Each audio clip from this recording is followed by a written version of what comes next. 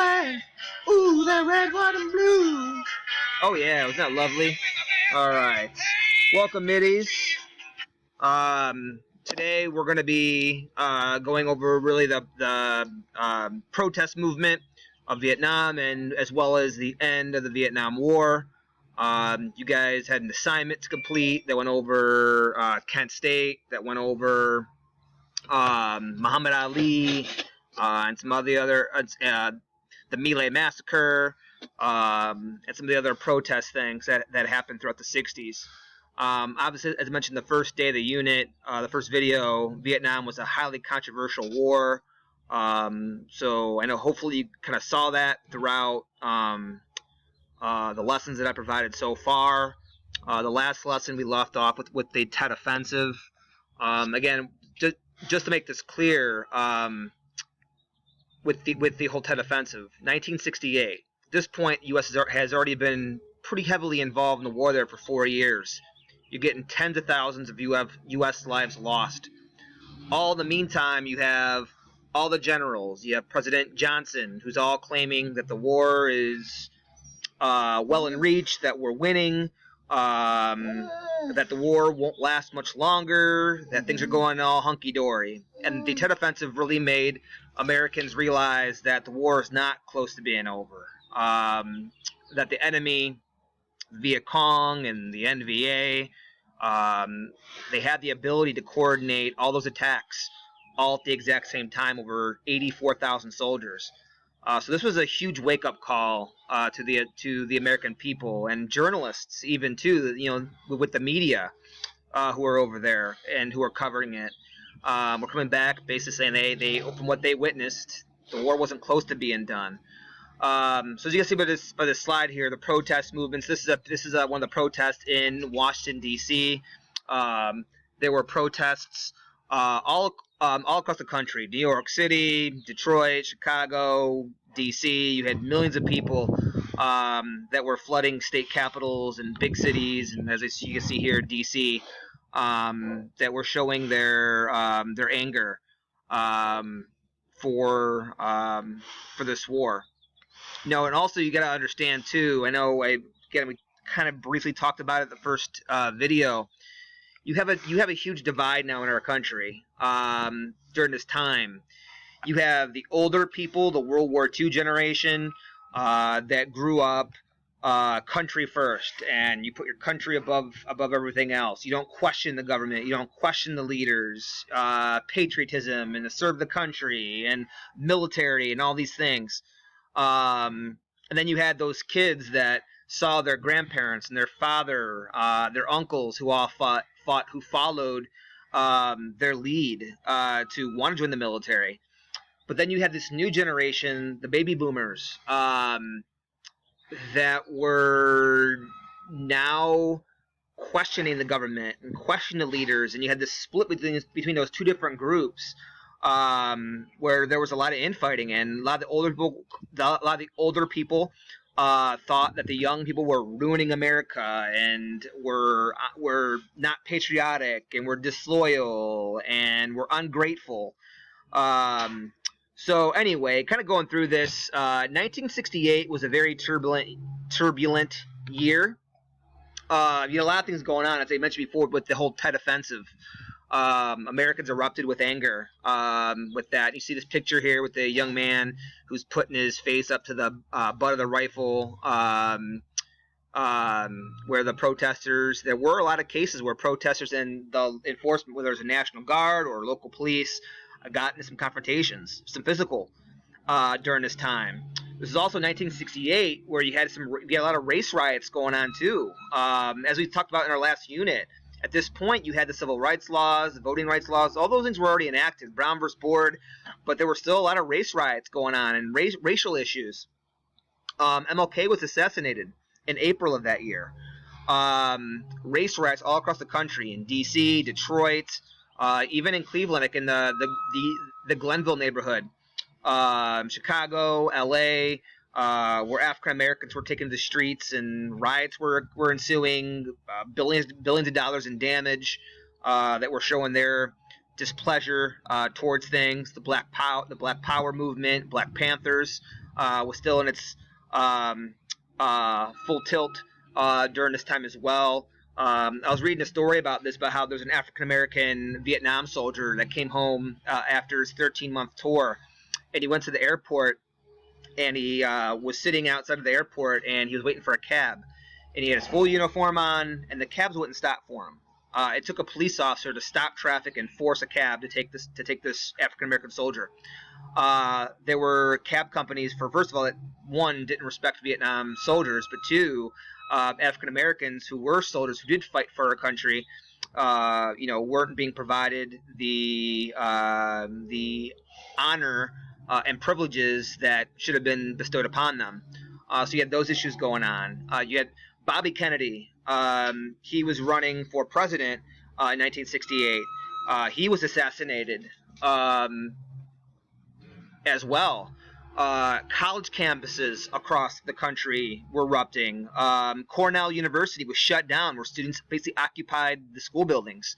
It wasn't just Cornell. It was a lot of universities. The University of Chicago, even Ohio State had some things that were going on. And then you had the 1968 Democratic National Convention, where the Democrats were in Chicago, and you had thousands of protesters that went to Chicago. That led into awful riots, and images of police officers beating down the protesters causing violence towards police officers. I mean, it was on live TV, and it was just a very rough decade where that division was really split, really since the Civil War, since the 1860s. So anyway, had you guys do some reading on the Muhammad Ali, Cassius Clay, and how he had his boxing license revoked, some of the things that he had to deal with. But one of his big things was, why would I want to go fight over in Vietnam when I have my own war going on here? There's things that I can't do here. And people are going to ridicule him for that, as being a draft dodger and not being patriotic. But the African American community, especially, is really going to support him, and he had brought up some valid points. Why would I go fight off to these farmers in Vietnam when I have my own issues here? Why go there and kill them for them wanting their freedom when I want my freedom here, when I have my own problems here to worry about? So he paid some consequences for that, for sticking up for his personal beliefs. Then you had the My Lai massacre, very controversial thing. We talked about this, a little bit in previous slides, in terms of American soldiers went through a lot of stuff over in Vietnam. Their friends were dying, booby traps. Those who they were there to help, weren't helping them, and that was very, very frustrating for the soldiers at that time, of having locals put up booby traps and all the things that they had to endure while they were over there, where some basically started seeing those who they were there to help as the enemy. And this one example of the My Lai massacre, where over 500 elderly women and children were brutally killed by an American unit. Lieutenant William Cowley was arrested for giving the order, and there was even a cover-up from it. The media, some members of the media tried exposing this a lot earlier, and the military tried to, and the military and the government tried to basically brush this under the rug, until finally it was exposed, put into a Time magazine. You see this front page article here, the Plain Dealer, in Time magazine as well. But also, the guy that was put in charge of it, he's only served 3.5 years. As I said before, the story was delayed about a year because of all the cover-up that was ensuing in the government. And when this came out, we're supposed to be, our military and our country is supposed to represent democracy and freedom. And when you have our own men going over there and doing these things to innocent civilians and killing women and children, that's not going to be a very good look. So that didn't help matters either. All right, so now going some new stuff. So we talked about this last time. Richard Nixon was now put in the presidency. He had this plan of Vietnamization, bringing the troops home, but he goes on national TV in April, and he explains that he's going to start bombing Cambodia. So here's a little map here. Remember the Ho Chi Minh Trail? Goes into Cambodia and Laos. We start bombing that. And when that comes out, and now we're bombing Cambodia and Laos, all heck ensues. people at home are going to see this as expanding the war now. Now we're not just fighting in Vietnam. We're now fighting and entering new wars in Laos and Cambodia. And people are going to go absolutely ballistic. So nobody knew about this. The public, Congress, key military advisors. But when this came out after the fact, this is going to be, making the government look back. They're trying to keep things secret. Like, hey, we did this last week or a month ago, and now here we're at it again. This is what we're doing and why we did it. At that point, it was too late. Shortly after that, you have the Kent State shootings. I know you guys had this in your guys' reading, so I'm not gonna really hash over this really too much because you already covered it in the reading. But Kent State in our own backyard, where 4 students were killed, 9 were injured. You see some pictures here of that day. You guys saw some footage and some of the ed puzzles that I had for you guys as well to do. The National Guard was called in, and even the governor of Ohio called the protesters before this even happened the worst kind of people. So that showed like the older generation versus the newer generation on how that big divide was. Kent State was basically shut down due to these protesters that led to this big clash between the Ohio National Guard and these younger protesters. Now, a few of these students that were killed weren't even a part of the protest movement. They were just going to class. They were kind of caught in the crossfires. So here's May 1st, before the actual shootings. On Friday, they had to bury the Constitution. They had speakers and rallies on the campus. This is on Saturday, the next day, where they're in downtown Kent drinking, and they're throwing beer bottles through car windows, setting fires in the city. This is when the governor will send reinforcements to Kent to help out the local law enforcement. This is the ROTC building. The protesters are going to surround the ROTC building on Kent's campus and set it on fire. When the fire department comes, the protesters will poke holes in the fire hose, try to make sure they can't distinguish the fire. So then you have May 4th. At this point, Kent was supposed to be shut down, but the protesters showed up anyway. And this is the day, May 4th, where the shootings and the confrontation is going to occur. So you see this famous picture here of the National Guard aiming at the protesters. Scarlet, I'm sorry, I got my dog's whimpering here. All right, so a couple things here before we finish up. We got about a minute or two left in this video. By the early 1970s, Congress is going to repeal the Gulf of Tonkin. Remember the resolution that gives the president the power? They're going to repeal that. Vietnam was an absolute mess. What the presidents did by expand the war did not help matters either. And this next thing didn't help matters either, too. The Pentagon Papers. This was published in the Washington Post, the New York Times. That was a secret government paper, basically a paper trail that dated back to the 50s that showed our involvement in Vietnam. And most Americans thought we got involved in Vietnam in the mid-60s. But no, we were actually involved in going back to the 50s. And it showed how long the government was lying to them and covering it up.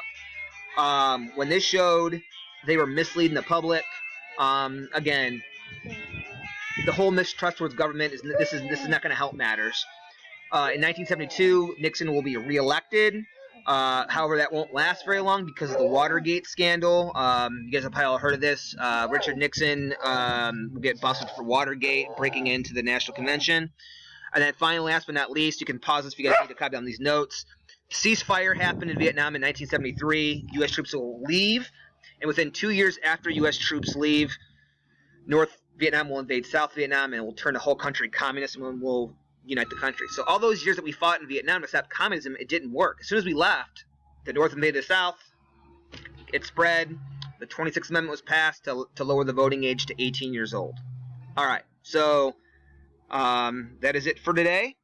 Going back to the 26th Amendment, that was a major problem with a lot of these kids. They were arguing, well, we have no voting rights. You can't vote until you're 21, but yet we're being sent overseas to go fight and die for our country. So that's when Congress will eventually pass that amendment to lower that voting age.